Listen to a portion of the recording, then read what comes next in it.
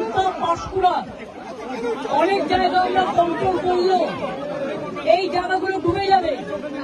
আমি বলবো ডিএমকে একটু এখান থেকে লোক শিফট করাতে। দুই হচ্ছে যাদের কাঁচা বাড়ি ভেঙে গেছে তাদের লিস্টটা বলতে দিতে। তিন হচ্ছে যাদের জমি নষ্ট হয়ে গেছে, শস্য নষ্ট হয়ে গেছে, সরো জলটা দেখতে দাও, জলে ডুবে যাবে এক্ষুনি। কৃষি জমি যাদের আছে বা শস্য আছে তারা চিন্তা করবেন না, তারা শস্য বীমার টাকা পাবেন শস্য বীমার টাকা। আপনারা যতদিন বাড়ি ফিরতে না পারবেন সরকার রিলিফ দেবে, আপনাদের যা সাহায্য করার করবে।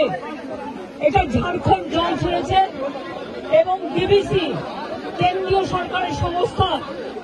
আমার মনে হচ্ছে